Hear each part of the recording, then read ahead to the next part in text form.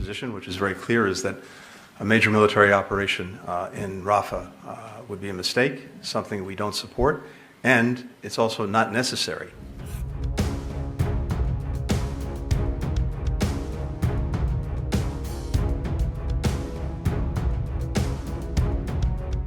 So, first of all, on Doha, I can't speak to the CIA director's schedule. I can speak to the fact that he's been doing an extraordinary job in working with our counterparts from Qatar, from Egypt, as well as from Israel, in trying to get to an agreement on a ceasefire with the release of hostages. The teams are working every single day on this. As I said, there's still real challenges. We've closed the gaps, but there are still gaps. So I can't put a timeline on it. I can just say that we're committed to doing everything possible to reaching an agreement, and that work is ongoing as we speak. And I also had an opportunity during this trip meeting with counterparts from Egypt and from Qatar to help pursue that effort. With regard to Saudi Arabia, what I can tell you is this is something, the normalization plan that we've been working on for many months. In fact, we were working on this intensely before October 7th, and in fact I was scheduled to come to the region, to Saudi Arabia and to Israel on October 10th, precisely for that reason, and to actually focus on the Palestinian component of the normalization plan. But in terms of where we are now, what I can say is this: we've made very good progress, especially over the last month or so. We still have some work to do, but I believe that, again, the progress is good. It's real. I can't put a time frame on it, but we are, I think, getting close to a point where we'll have agreements. On Rafah, again, we've been very clear. President Biden's been very clear that a major ground operation in Rafah would be a mistake and something that we can't support. There is no place for the many civilians who are massed in Gaza, in Rafah, to go to get out of harm's way. And for those that would inevitably remain, it would be a humanitarian disaster. But there's also a false choice involved here, because we are determined, as Israel is, and indeed as other partners in the region are, to deal with the ongoing problem posed by Hamas, a threat to so many. And Hamas can be effectively dealt with without a major ground operation in Rafah. And one of the reasons that we have counterparts from the Israeli government coming to Washington next week is precisely to focus on that, to share with them our views on what alternative actions could be that would deal with this very significant problem, but in a way that does not do further harm to civilians. Our position, which is very clear, is that a major military operation in Rafah would be a mistake, something we don't support, and it's also not necessary to deal with Hamas, which is necessary.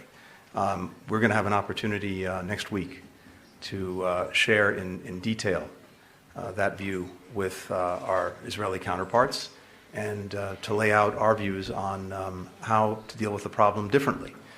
So I don't want to get ahead of that. That's what we're focused on in the coming days. But no military assistance will be stopped? I'm not going to get into hypotheticals about the future. We're focused on the present, which is meetings that we plan next week, again, to make clear why we think it would be a mistake to engage in major military operations in Rafah, but also why there's a false choice involved. It is possible and indeed necessary to deal with the ongoing threat posed by Hamas, but without a major military operation. That's what we want to discuss with our Israeli counterparts next week. There are, as I said, there's a lot of consensus on, first of all, the most urgent issues, but there's also a lot of consensus on where to go going forward, including for post-conflict Gaza, and including for how to build an enduring and lasting peace. We had an opportunity today to discuss in some greater detail post-conflict Gaza, including questions of security, administration and governance, development, and we also talked about what would be necessary for lasting and enduring peace, and I think in our shared judgment, that includes a Palestinian state with security guarantees for Israel. So I think on the big principles, we have very much a shared approach. Now, obviously the details matter. We shared some thoughts today. We're looking very carefully at what our partners have suggested. They're taking into consideration some of the things that we put on the table, and we're going to continue these discussions, these talks, because even as we're dealing with the immediate crisis and the urgency that comes with that, we also have to be prepared and planning together for what comes next. When it comes to a Palestinian state, look, in this moment, given the passions, given the horrific events of October 7th, given the suffering of Palestinians in Gaza these last 5 months, I know it's hard for people to focus on the future and how to get out of this endless cycle of terrorism and violence, death, destruction. But it's important that we be working on that, so when the moment is right and people can begin to focus on it and really focus on the choice that's there. And I think the choice is clear. As I've said before, there is a path forward where Israel is genuinely integrated into the region. Its security is guaranteed. The Palestinians have the state that they deserve and are entitled to, with appropriate security guarantees for Israel.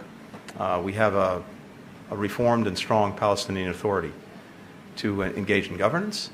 And that path is both clear and it's possible.